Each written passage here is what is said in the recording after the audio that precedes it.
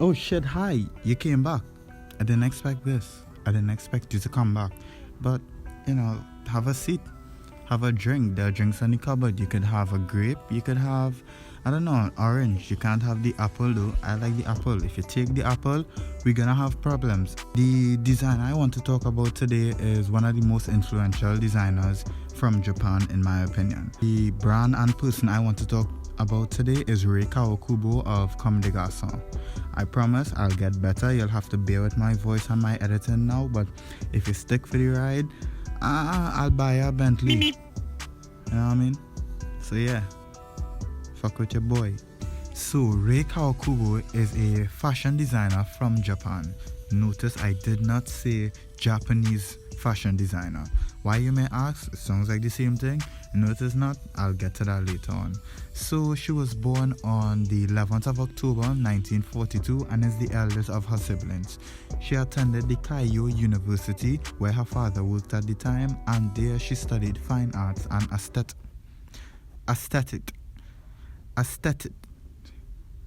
where she studied aesthetics.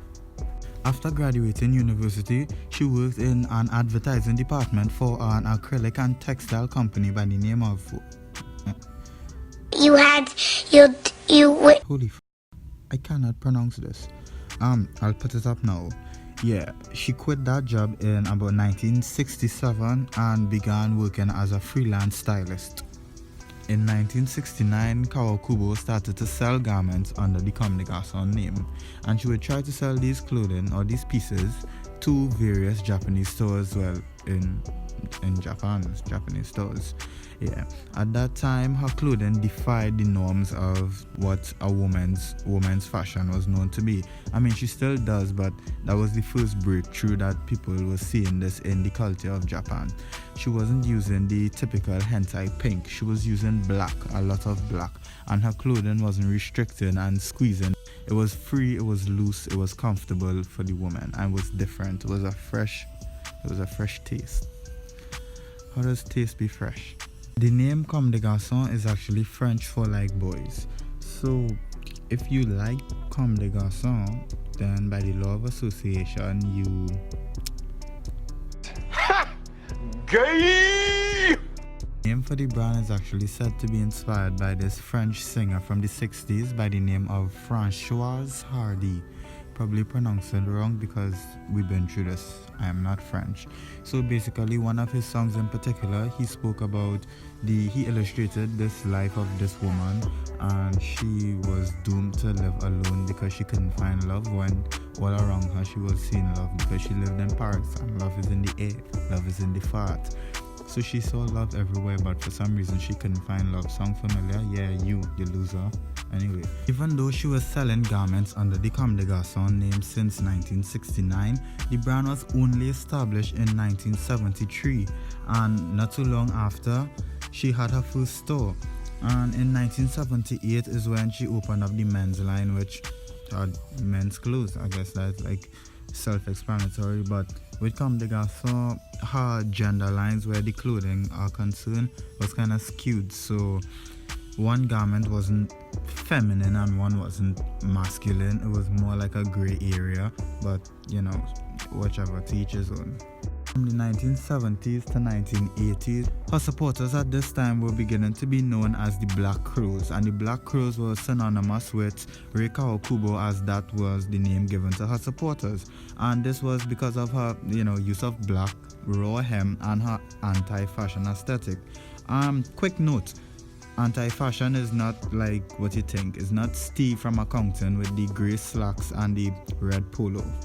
Anti-fashion refers to anything within fashion that goes against the norm or breaks the paradigm of fashion and the culture and its norms at that time. What we may know as something conventional within fashion now may have been unconventional, let's say 10 years ago. Now, 1981 was a very fundamental and significant year for Kawakubo.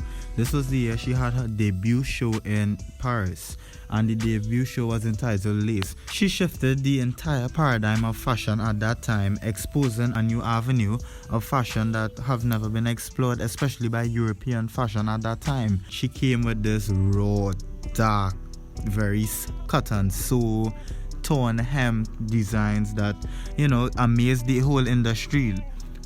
Everyone didn't like it. A lot of people didn't like it, but no one said that they left there unfazed. Everyone was amazed and shocked by what they saw. French fashion journalists labeled her aesthetic as Hiroshima chic or post-apocalyptic style, and this basically came from the Hiroshima bombing in the World War, where this was the fashion that was erupting at that time. This very dark, very depressing, full of emotion, which, I mean, understandable with the events that took place. One thing I always like to remind myself is that fashion is a reflection of life and what is going on at that time. It's like a reflection of history itself at a point in time. Like, fashion is the art of history, in my opinion. Another pioneer of this post-apocalyptic or Hiroshima chic style that were known at that time and still known today is Yohji Yamamoto.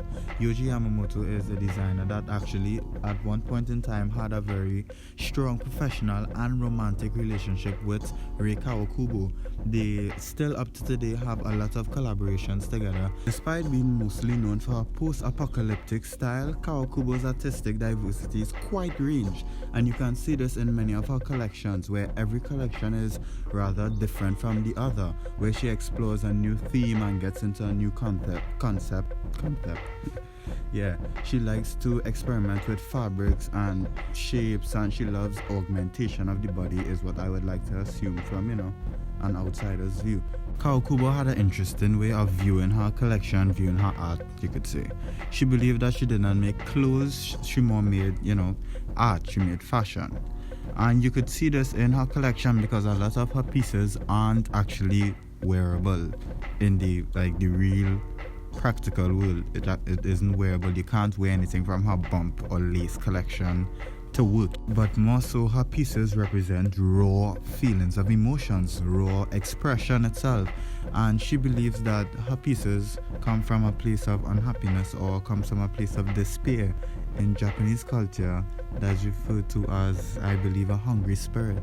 It's where you get your creative influences or you get your fuel from emotions of sadness and unhappiness. Throughout the years, Kawakubo has developed an empire that is Comme des Garçons. It is divided into many fractions or factions, either one.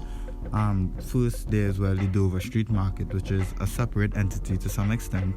Then there's Comme des Garçons, there's Comme des Garçons Shirt, there's Comme des Garçons Noir, there's Comme des Garçons Play, the most popular one, and Comme des Garçons Parfum or Perfume. I'm not too sure.